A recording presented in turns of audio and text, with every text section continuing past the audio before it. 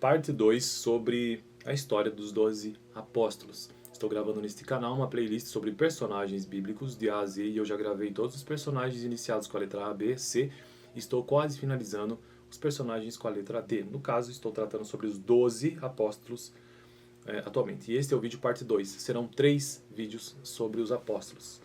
O vídeo parte 1 eu vou deixar lá no final, caso você queira acompanhar. Então, continuando a parte 1, onde parei no momento em que se dizia que o número 12 tinha também significado místico para muitos judeus que acreditavam na numerologia e consideravam esse número sagrado, por isso 12 apóstolos, também uma das razões. Importante notar ainda a distinção entre apóstolos e discípulos. Os discípulos eram seguidores e alunos, e Jesus tinha centenas deles, os seguidores. Os apóstolos enviados são os designados especificamente para ensinar no nome do Mestre. Após a ressurreição, o termo se aplicava aos que viram o Cristo ressurreto e foram comissionados por ele para espalhar o Evangelho por todo o mundo. Estão incluídos os 11 originais, sem Judas, e Matias, eleito para substituir Judas Iscariotes, Paulo e, segundo muitos, Barnabé. Sabemos pouco sobre a família dos apóstolos. O único que sabemos ser casado é Pedro, já que Jesus curou a sogra dele, Mateus 8,14. Naquela época, porém, era muito raro um judeu não se casar, e um solteiro seria considerado um estranho. Nem judeus nem romanos respeitavam o celibato. O mais provável, portanto, é que a maioria, se não todos, fosse casada. Nota de rodapé aqui. Há alguns estudiosos que defendem que Jesus era casado, porque se não fosse, a Bíblia teria explicado o motivo. No entanto, essa opinião é restrita. Os romanos desprezavam o celibato e o suprimiam, sendo a única exceção as virgens vestais, sacerdotisas da deusa do lar. Elas serviam durante 30 anos, começavam aos 12, e eram, então, liberadas dos votos livres para casar. Eram incentivadas a se casar e consideradas esposas muito adequadas para viúvos mais velhos. Os essênios eram uma seta celibatária judaica que vivia em comunidades monásticas no deserto, perto do Mar Morto. A maioria dos judeus os consideravam muito excêntricos. Tá, voltemos ao texto.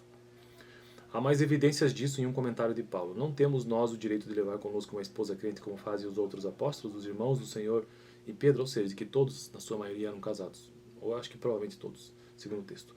Grande parte do ministério de Jesus aconteceu a uma distância menor que um dia de jornada de casa, na maioria deles, de modo que é totalmente possível que fossem para casa de vez em quando, ficar com a família e trabalhar para ganhar o sustento. Em muitas situações, podem ter acompanhado Jesus durante o dia e ido para casa à noite. Não é surpresa que as esposas não sejam mencionadas. A sociedade era patriarcal e as mulheres não eram citadas em narrativas, muito menos pelo nome, a não ser que fizesse alguma coisa especial. Documentos da época registram com detalhes os filhos de um homem e depois comentam que ele tinha filhas também. Para considerar o relacionamento dos 12 com Jesus é necessário levar em conta um fenômeno social da época, aceito de forma generalizada, qual seja o sistema de patrono e cliente devedor ou servo. Enraizado em todas as culturas do mundo antigo, o patrono, por riqueza ou poder político, podia conceder favores, proteção ou benevolência aos clientes. Quem recebia benevolência, por sua vez, ficava obrigado a servir e ser leal ao patrono. A obrigação, às vezes, nunca era cobrada, mas o conjunto de obrigações dos clientes podia se tornar um tesouro imenso que, apenas por existir, conferia grande poder e influência ao patrono.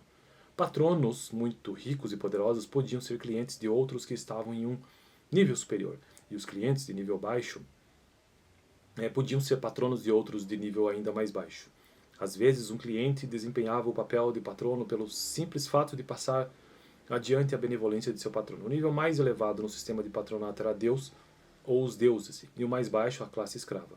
No entanto, a classe social não era essencial, pois um rico podia ter um cliente de classe social superior a dele. Uma nação inteira podia ser cliente. A força do Império Romano residia no número e na força dos reinos que eram seus clientes. O sistema funcionava bem por 2 motivos. O primeiro, não havia burocracia para atrapalhar.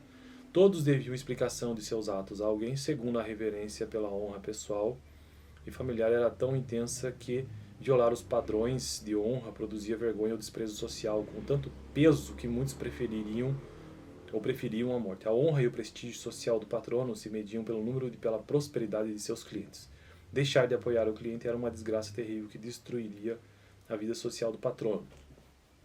Então aqui estamos aqui saindo um pouco do contexto dos 12 apóstolos, mas logo voltamos. Então este foi o vídeo parte 2 sobre os apóstolos. No próximo vídeo, o texto 3, para finalizar então a história dos apóstolos de maneira bem introdutória, né? No vídeo passado, o vídeo número 1 dos apóstolos eu vou deixar por aqui, e a playlist dos personagens também. Valeu!